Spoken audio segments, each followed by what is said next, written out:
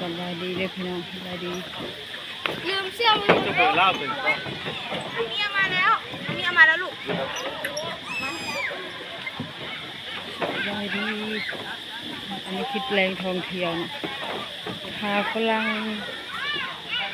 เสาร์วันอาทิตย์คนหลายเลยพาฝรั่งมาเที่ยวด้วยพี่น้อง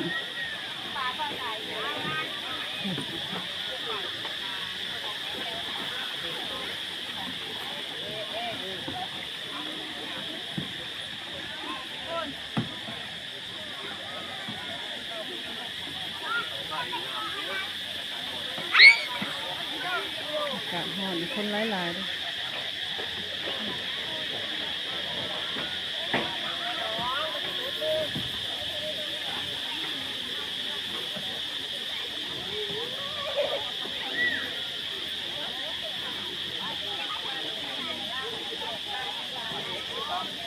เที่ยวด้วยพี่น้องด้วย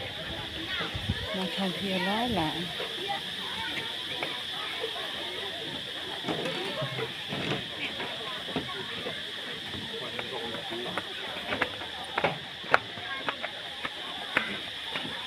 เบิ้ม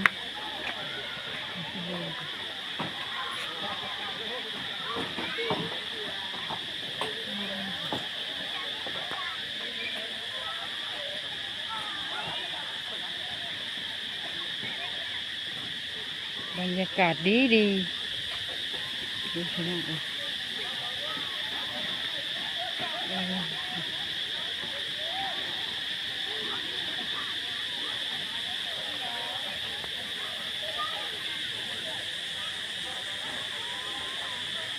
พาฝรั่งดูพาแขกแขกทั้งมวลพากันหลาย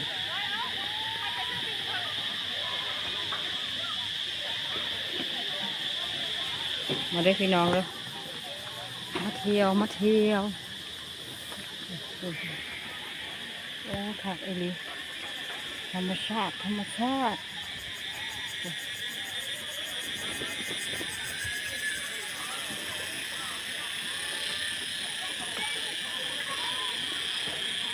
ยักษ์จันทร์หลายตา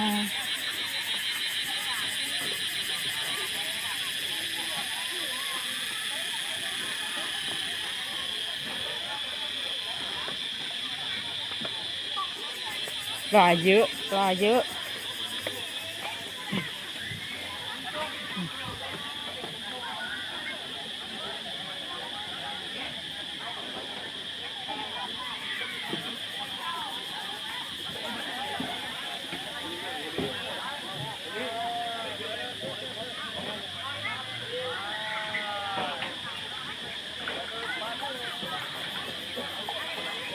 สวยดี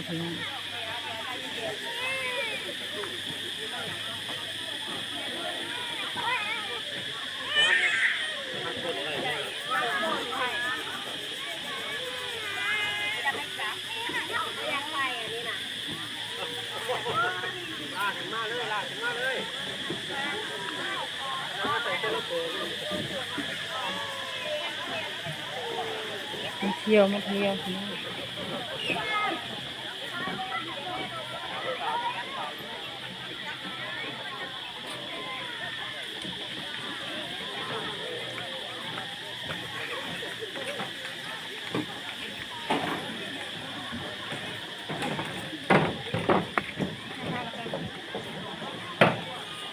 ห็นมาอะไรก็สุดประมาณนี้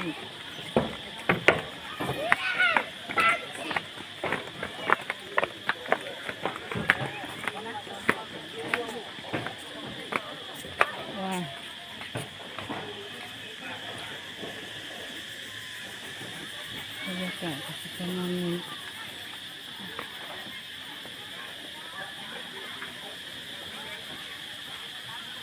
พาฝรั่งวังสีคราม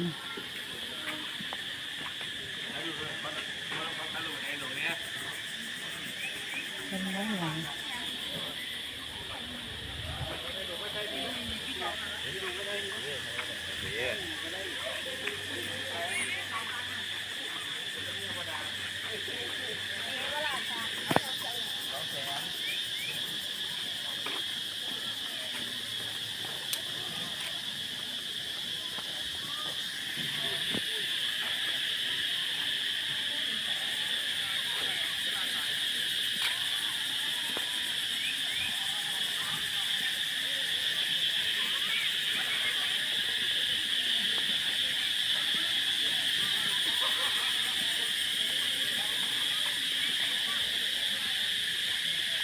อันนี้เป็นที่พักค่ะ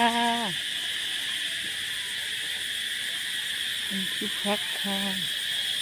อันนี้ก็คือ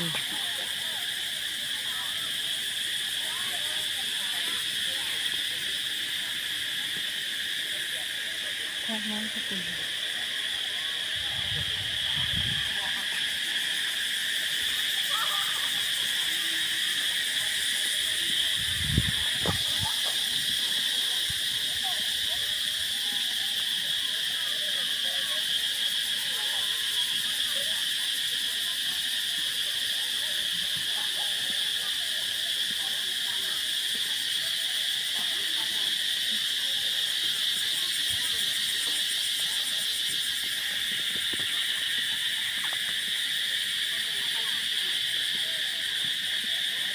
สบายดีได้พี่น้องเด้ออันนี้ก็คือที่พักเนาะถ้าผู้ใดมากก็ถ้าอยากพักก็มาพักได้เนาะเด็กเพิ่นก็มาพักด้วยกันเด้อมีนักท่องเที่ยวมาพักหลายเด้ออืม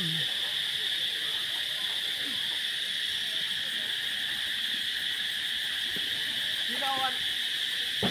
กระเป๋าไหมเด้อ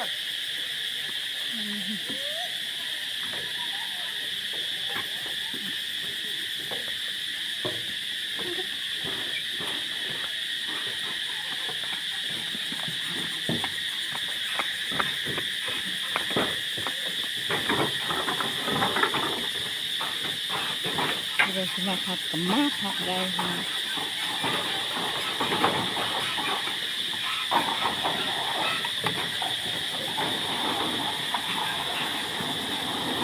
มันทำเพียงเดียว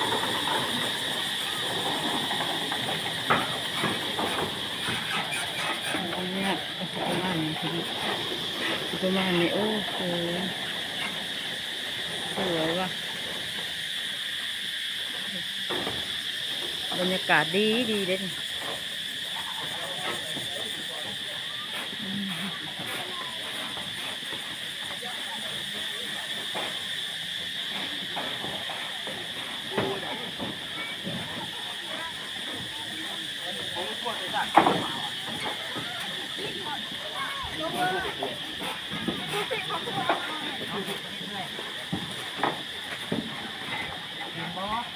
เป็นน้ำอายบ่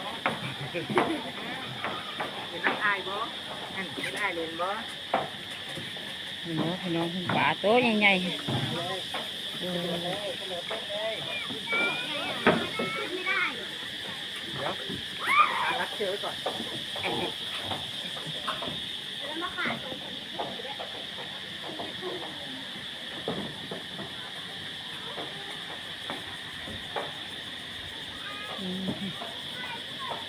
เลยพี่น้องซื้อบ้านเลยพี่น้องโอเคเลยพี่น้องวิวสวย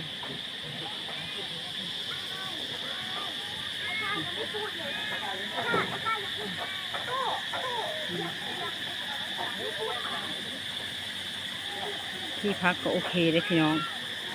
ที่พักโอเคเลย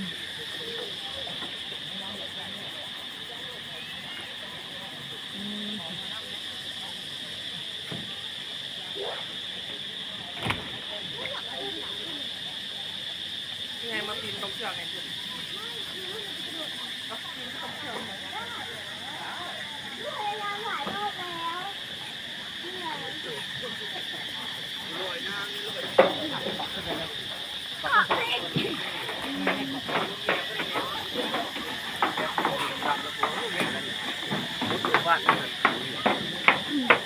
จับมือ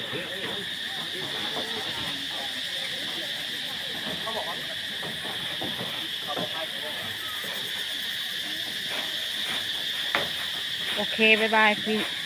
บายบายทุกคนบายบายคนไหนอยากจะมาพักก็มาพักได้นะคะโอเคค่ะ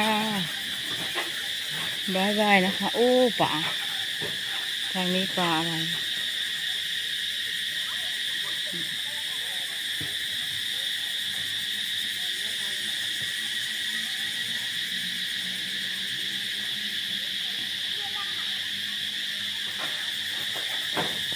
บ๊ายบายเบิ่งทางขึ้น